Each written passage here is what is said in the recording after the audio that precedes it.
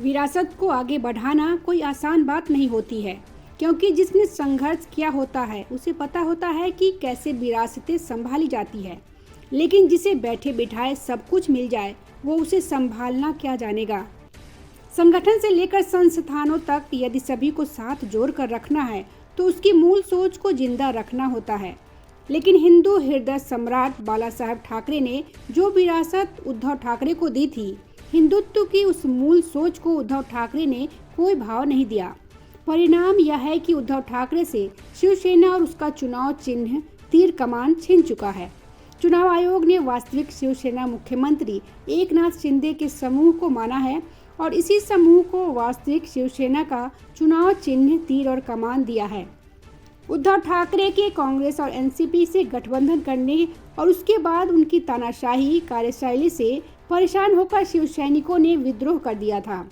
एकनाथ शिंदे के नेतृत्व में हुए विद्रोह में 90% विधायकों से लेकर सांसदों और कार्यकर्ताओं ने उद्धव ठाकरे का साथ छोड़ दिया था। इसे सत्ता का लालच कहना नीतिगत तौर पर गलत होगा, क्योंकि जब विद्रोह हुआ उस वक्त भी शिवसेना सत्ता में सहभागी थी। यह सीधे तौर पर पार्टी की विचारधारा को बचाने और भविष्य में पार्टी के अस्तित्व को बचाए रखने की लड़ाई थी। उद्धव के समूह में स्वयं उद्धव, उनके पुत्र आदित्य ठाकरे, संजय राउत और कुछ चाटुकार ही बचे थे। ऐसे में अब भारतीय चुनाव आयोग ने एकनाथ शिंदे समूह को वास्तविक शिवसेना का हकदार घोषित कर दिया है।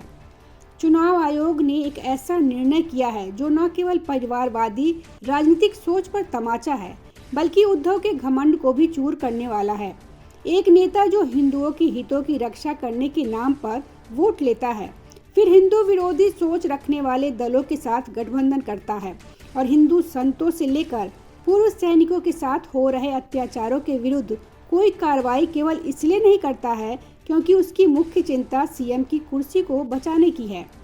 ऐसे में शिवसेना का उद्धव ठाकरे के हाथ से जाना करीब करीब तय ही था। यदि हम थोड़ा सा पीछे चले और इतिहास में देखें तो पाएंगे कि चुनाव आयोग ने 1999 में शिवसेना को अपना संविधान बदलने के लिए कहा था।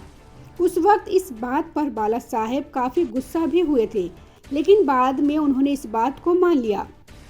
वहीं जब उद्धव ठाकरे पार्टी के कर्ता धर्ता हो गए तो उन्होंने अपने पिता द्वारा बनाया गया संविधान ही नष्ट कर दिया। वह एक राजनीतिक संगठन को प्राइवेट कंपनी की तरह चलाने लगे। ऐसे में जब शिवसेना को चुनाव आयोग ने एकनाथ शिंदे समूह को सौंपा है, उस वक्त भी चुनाव आयोग ने कहा है कि शिवसेना को अपने संविधान में बदलाव करना होगा।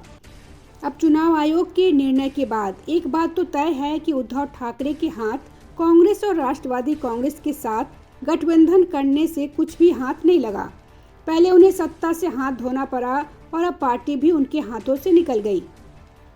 Bureau report, public news.